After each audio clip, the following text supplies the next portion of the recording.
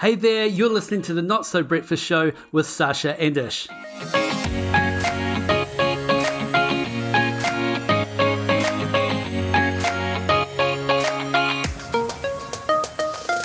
All right, welcome to the Not So Breakfast Show today, and this is the one about sleep. We're talking about sleep. How do we use sleep to optimize our performance? How much sleep do we need? How do we get more of it? Because man, Sash, I am not sleeping well at the moment, and I thought everyone could just benefit from my Google searching. How's that sound, Sash? Tell us what you learned. I'm really excited to hear what you learned today because it used to be a superpower of mine. I've always been an amazing sleeper, and in some respects, I still am in terms of I can sleep anywhere. I'm pretty good at sleeping in cars, trains, ferries, on the floor. So that aspect I'm good at. But the simple act of getting through a single night without interruption in my own luxurious bed, that has become more of a challenge. Obviously, you're chucking some menopause in there as well. It's a whole nother ball game. The stress that we deal with at our age. But I think it's increasingly this thing where there's more troubles, more worries, more stuff going on. We're eating a little bit differently. And I think there's a lot of us that are soldiering on. We're just getting on with it despite not having great sleep. And I don't think it's ideal. Yeah. And I guess sleep's on my radar because I haven't been sleeping well. And whether the internet's listening to me and serving me sleep content. But one of the things that came up in my Instagram reel was a conversation between Joe Rogan and another guy, and I apologize because I don't know who the other guy was that didn't have it as far as I could see in the real comments. Joe Rogan was saying, there's people out there and they just basically sleep 5 hours a day, they get up, they're fine, is that actually a thing? And what he said was the number of people who can survive on 6 hours of sleep or less and show no signs of impairment, rounded to a whole number and expressed as a percentage, is zero. I thought, wow. So he was basically saying that people who are not getting a minimum of 6 hours, they're basically kidding themselves. There is something that is being affected. It is impairing them. And I was like thinking, heck, a few times during the week, I am not getting a good amount of sleep. I'm, going to bed, falling to sleep okay, but then I'm up from like 2:30, 3 o'clock, spinning the wheels in my brain, and I can't quite get back to sleep. Yeah, so when you can't, that interests me. When you can't sleep, is it the same pattern? Like you go to sleep fine, but then you wake up and can't get back to sleep. Is that your thing? Yeah, definitely, because I think sleep is a really good way for me to just avoid stuff. So it's like, I don't want to think about this, I'm going to bed. I don't want to deal with this, I'm going to bed. I need to deal with that tomorrow, I'm going to bed. So falling asleep has definitely not been my problem. And I think we should start with some conversations around that because I know that, some people do struggle to drift off. But mine is that I'm up and then the wheels start turning and the world is all doom and gloom or whatever's going on, and how do I combat that? There's no perspective at that time, right?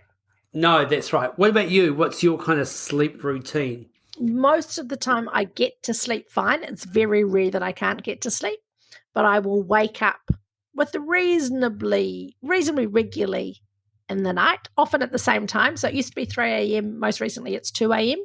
And I've got a little mechanism that I use to tell if I've got a chance of getting back to sleep or not. And the first one is if I just feel the weight of my eyelids, and if my eyelids are still really heavy, I'm like, oh, good, there's a chance you can get back to sleep. And so I do all of my tricks to get myself back to sleep.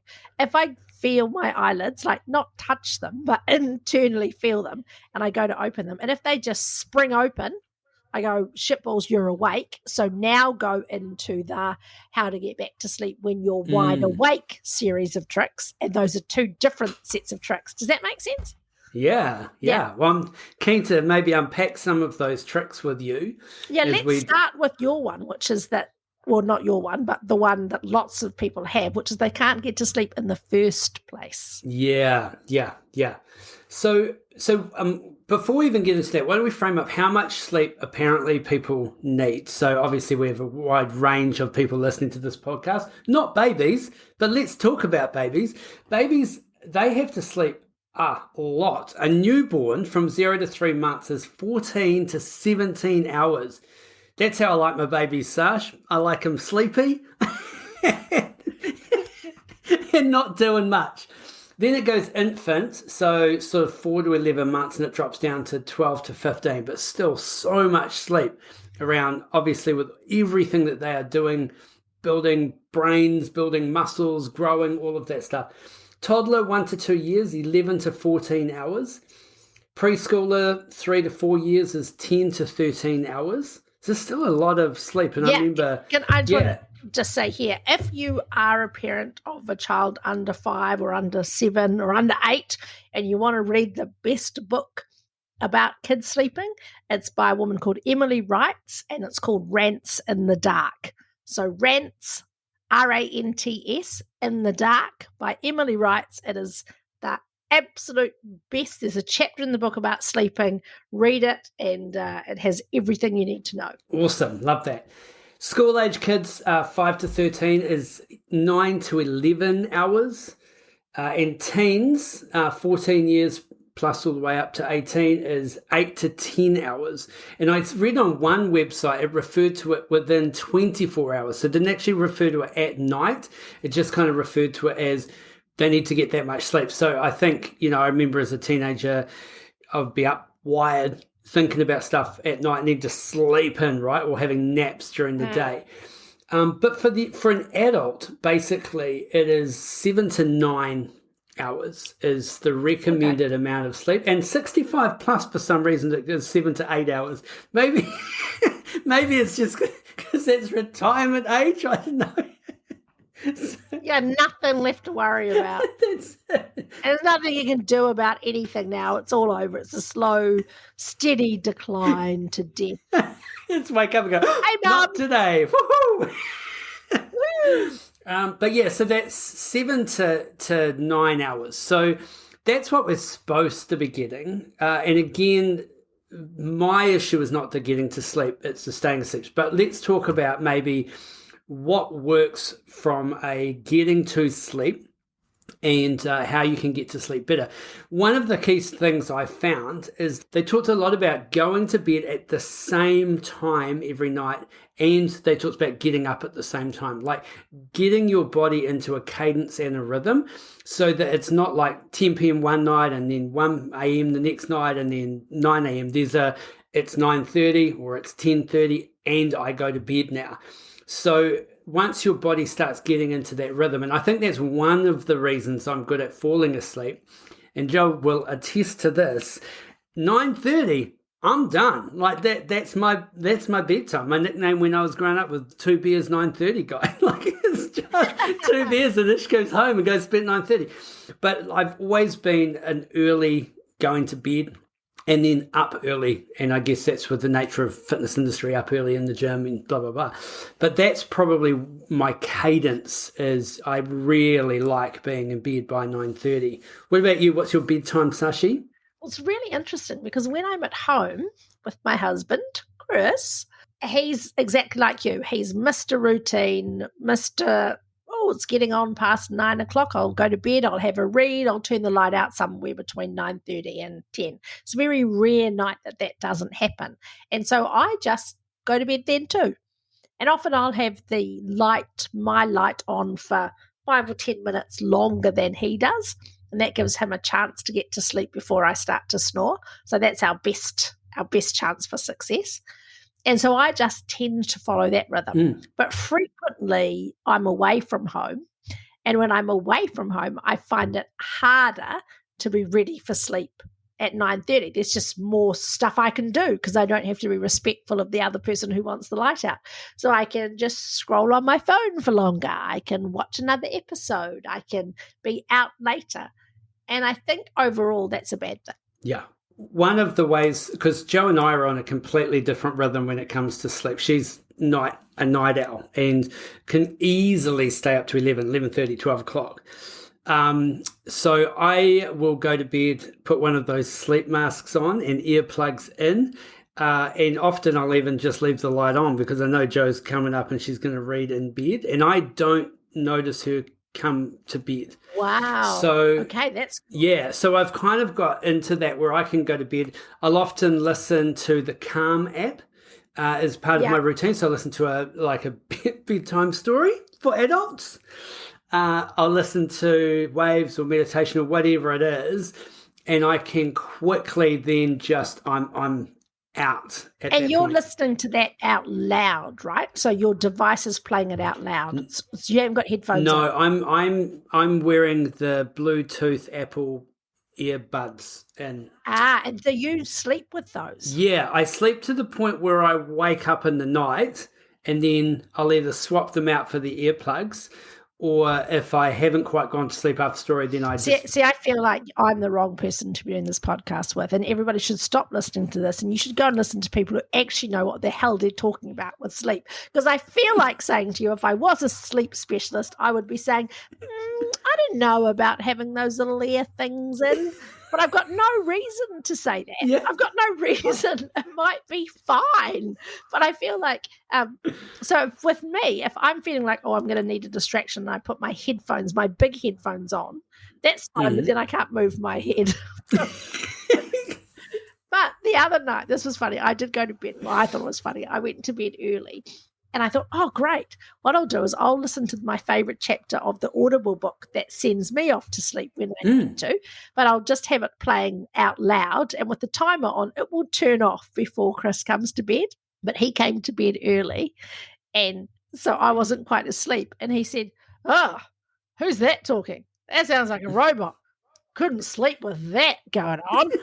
I'm like, oh man, it's David Mitchell. It's my favorite thing that just calms me. I listen to it on 0.9. That's definitely something that helps me get to sleep. Not listening to a book at full speed, but slowing it down so the whole tempo just changes, but not as bad as those calm apps that you listen to. And we're walking through the forest, and I'm like, get fucked, no, we're not. So everybody finds something different. Did I tell you about my neighbour in the apartment in Christchurch? No. Okay. Oh, Really? is this the one that played the heavy metal? No, the Meatloaf. This one? No, different one. Different one. Okay. I went for a walk with Jo. Beautiful, beautiful woman. And we were talking about what time we go to bed because she's not a morning person. So when we walk together, we can't walk in the morning. It has to be in the evening. I still, good, no problem. I said, what time do you go to bed, Jo? She goes, oh, I go to bed about 11 o'clock. And I said, oh, do you read? She said, oh, no, I just go to bed and then I go to sleep. I said, what do you mean you just go to bed and go to sleep? She said, oh, well, I take my makeup off, then I lie down in bed and I say to myself, well done, Jo. Good night. Night now. And I turn the light off and then I go to sleep. I said, that is amazing. And so I tried it. I just took my makeup off, went to bed, and as I was going to bed, I said, well done, Sash. You've had a good day today. Night, Sasha. Good night, Sasha. And then I turned the light off, and it worked. I went to sleep straight away. Hasn't worked since then, but I like the idea of just like giving yourself a little, well done, Ish. You've done well today. Good night now. Good night. Night, John boy. Yeah. Sweet dreams. I like that. I know that would work. I've just got into the habit of the Calm app at the moment because I like the distraction from thoughts, but I also know if I didn't have it, I will fall asleep. But it's almost like I'll do that. I'll fall asleep and then my brain just goes, all right, remember that thing you were trying to avoid last night? Let's go. Yeah. So, yeah. Well, they reckon that some of the other things just that can help you fall asleep, why don't we just kind of tick those through? One is avoiding big meals late at night. So if you have not had dinner and then you get home a bit later and then you have your dinner and then you're going to bed quite quickly after that, they're saying that is a bad idea. Just the way that your body will process that food and everything, it's working against you. Alcohol before bed. What fascinates me about that is if you drink too much, you will fall asleep. Wicked. But you will then have a broken and horrible sleep. Or you'll wake up the next day wishing you had died in the night. Exactly. Caffeine, not rocket science, but sometimes you might have a coffee because you're wanting to stay up and then you realise you're tired. And then it turns into a nappuccino, which is where you fall asleep and then it just kicks in about an hour later. The blue light on your technology, something maybe we should have a talk about. I'm assuming that most people know this. I assume nothing. People are idiots, mate. Have you met them? All right. So to the idiots listening that haven't figured out how to actually warm up your phone or turn off the blue light at a certain time, so you can put it into a mode that when it gets to 6 o'clock at night, it changes the tonality of your screen, eliminates the blue light, which means that if you are on your screen, it helps you sleep. Just for the idiots out there, Ish, including me, where would we find that setting on our phones? I mean, obviously just for people at home, not for just gurus like me. We'll be right back. If there was one skill that could double your income, advance your career, and increase your ability to influence, it is the skill of presenting. Whether it's on stage, in the boardroom, or at a job interview, the 30-Minute Presenter program will help take you to the next level. So check out our Instagram page, click the link in the bio, and get started on the 30-Minute Presenter program.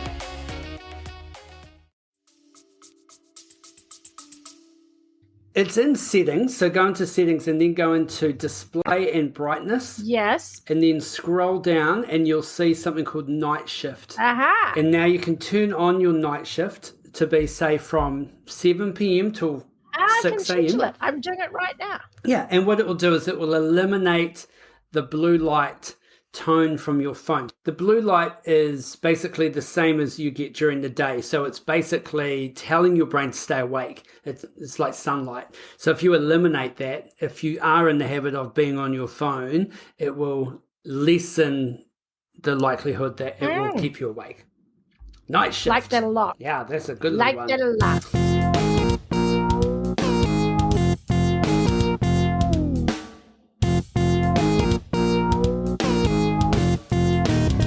So those were kind of like, I guess, the big ones. Avoid the big meals, avoid alcohol, avoid caffeine, blue lights off on your technology.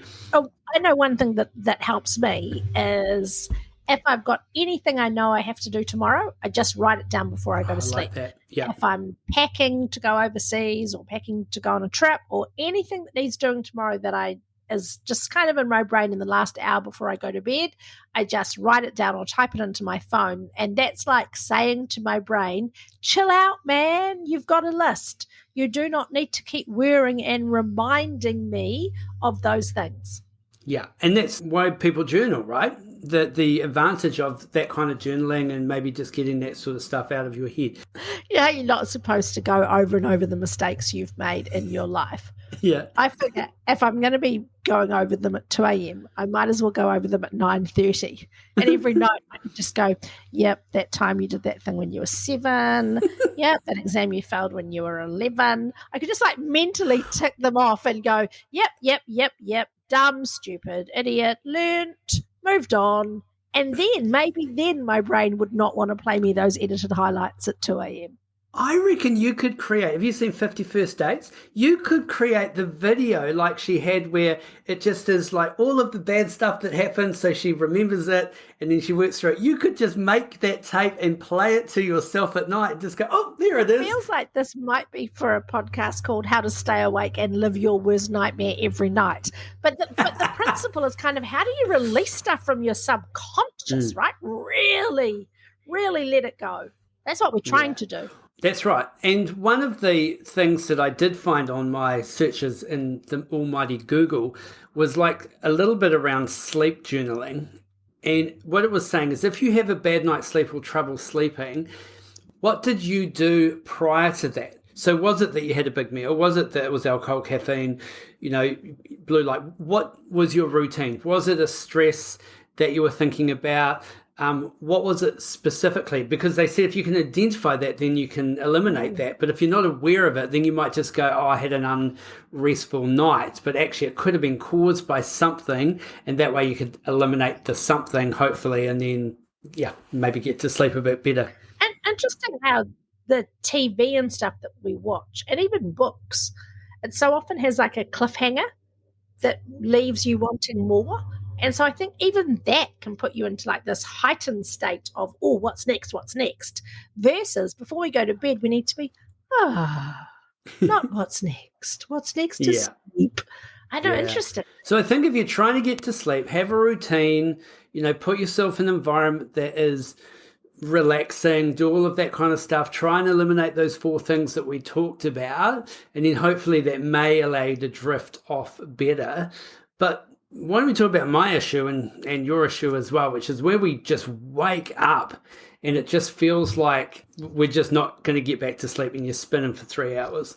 Yes, I would love to talk about that, but I just have one more thing to offer in the other. And it was just what you said right at the end about the physical environment is, I don't know where the research is at for this yet, but we've recently, me and my husband, Chris, we've recently been experimenting with going to sleep in a much cooler room than we normally would. And we are sleeping way better. So that's good. I don't know if that, I mean, he's not going through menopause as far as I know, and I'm through menopause. But certainly for everybody who's experiencing menopause, either through your partner or through yourself, there's a shit ton of resource available. Find some stuff by Tracy Minute, find some stuff by Wendy Sweet. There's a bunch of stuff out there that will help you with sleep specific for menopause. But one of the basic guts is you wake up and you're really hot all the time. So as part of that, we started to experiment with cooler room temperatures, and it's actually made a massive difference. So you walk into our bedroom and it's like a fridge. We've cooled it right down, but then you climb into bed and you get that cozy warm feeling.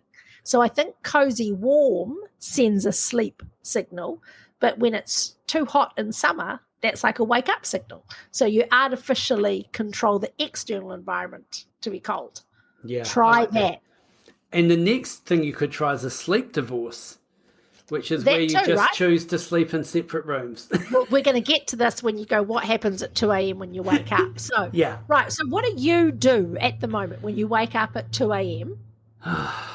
If I'm in best practice and what I've learnt that works for me and what you read and it recommends it, is if you're up and it's kind of to your point, if your eyelids aren't heavy and they spring open, they kind of say you should just get up and just almost reset.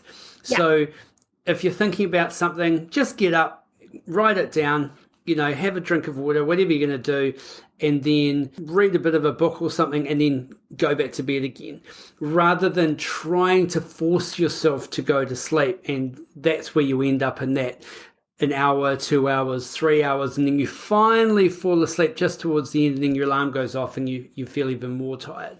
So it was a little bit about get up, reset, try again. Yeah, what I love about the get up bit is that we can all identify with that thing where you wake up at 2 or 3, you try to get back to sleep, and then you actually just beating yourself up about the fact that you're not sleeping and you've got a really busy day tomorrow and you really need to sleep. And the more wound up you get, the less likely you are to sleep, but the more damage you're doing to yourself in the process because you're getting really angry about the whole situation, which is entirely counterproductive. So there's 2 things that I do. I used to get up and go to the couch and literally what you said, I would read some more of my book. I would even go so far as to watch a show on Netflix and then just allow myself to fall back to sleep. So the reset was really good.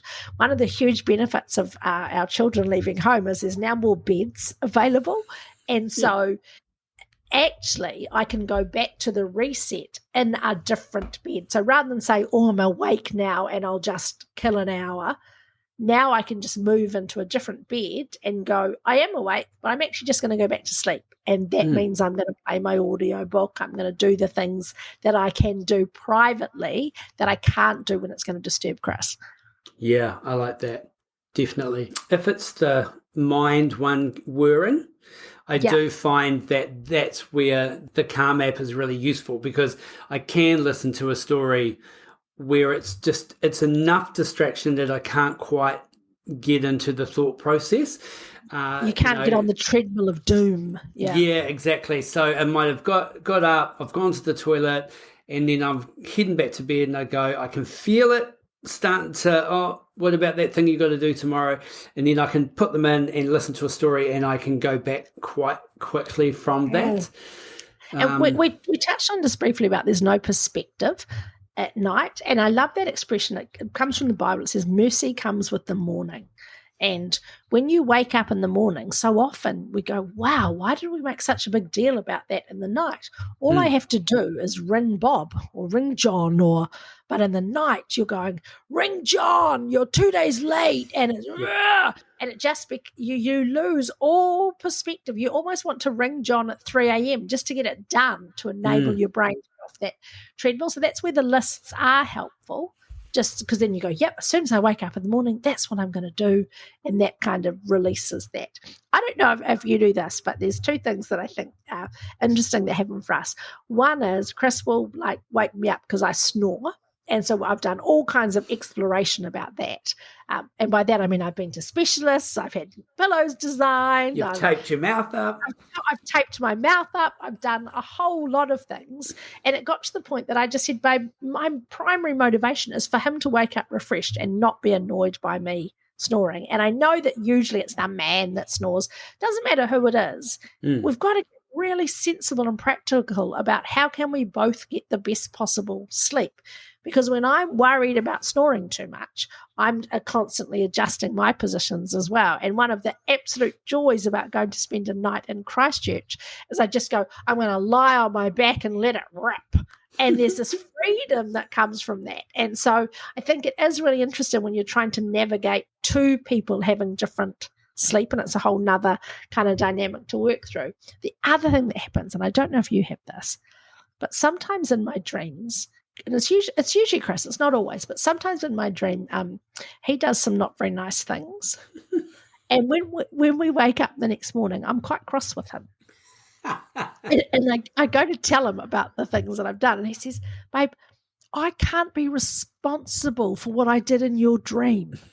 If it's something that I did in real life, let's talk about it. But I haven't got time to unpack with you what bad me was doing. And can you please not be shitty with me about what bad me was doing? Because it was in your dream. Yeah, I love Do you that. have that? I have got the feeling where something has happened or you're angry at someone, and it's not an ongoing, but I can see how frustrating that would be if it's your partner. It's like you get to live your life with good Chris during the day, and then bad Chris comes out each night. Yeah. And then it's like, and then you left the party and you didn't even check if I was okay. And you made me ride my own elephant home. It's an imaginary party, babe. When are we ever at a party? That's how you know it was a dream.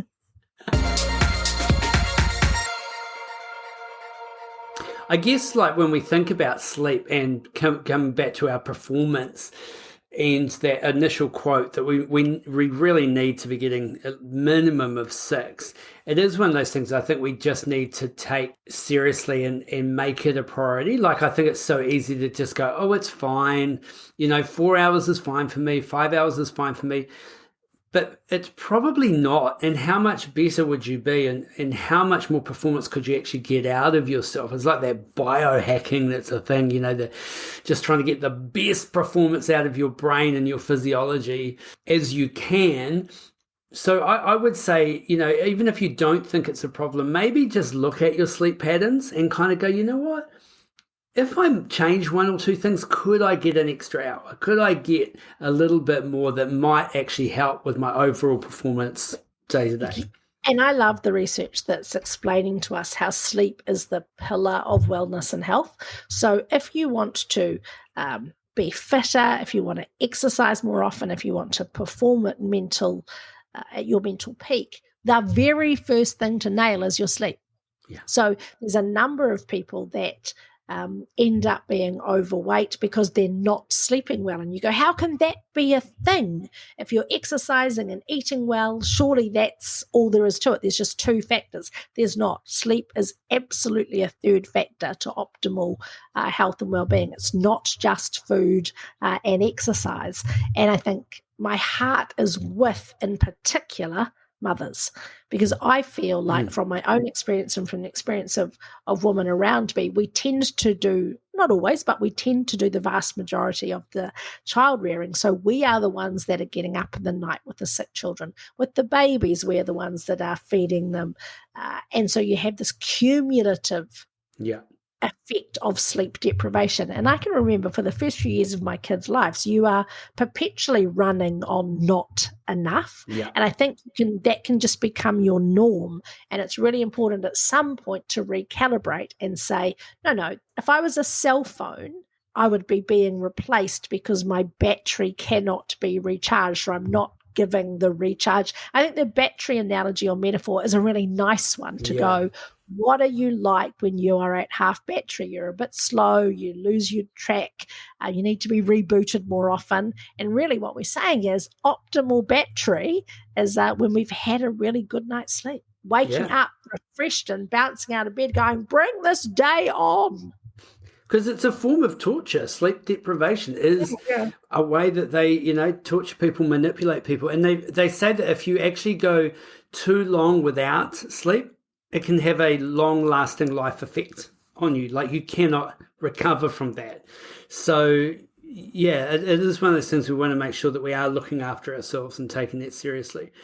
So maybe it's our journaling exercise this week. It's just about do a 7-day sleep journal. Like, how are you sleeping? And otherwise you get up in the morning and kind of go, oh, yeah, that was right. And then you forget about it. And then 3 a.m, you kind of go, oh, yeah, that's right. And we'd love to hear from the wider community. If you've got some sleep tips or hacks, things that are working for you, share them, because we're all looking for what are some things that'll help us get what we need.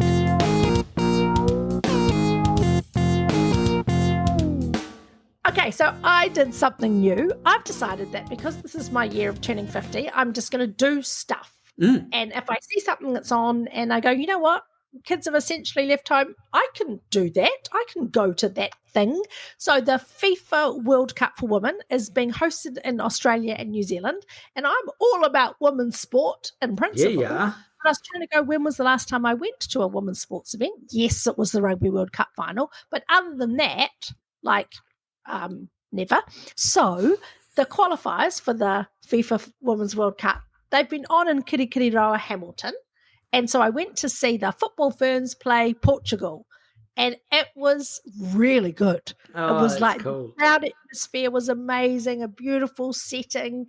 And it wasn't even so much that it was football. It was being out, being in a crowd, being part of an audience, two teams going against each other. And I was just reminded of how much joy there is in the human experience and how much joy there is in life if we just kind of try some stuff.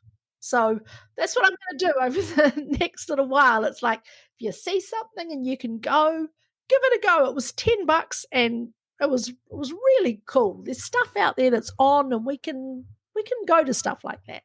Oh, something funny, just quickly to close. It was my brother's birthday the other day, and so I rang him up, and just said, oh, happy birthday, bro. How old are you? And he said, don't tell me, I don't want to know. And I went, what do you mean you don't want to know? He goes, I don't know how old I am.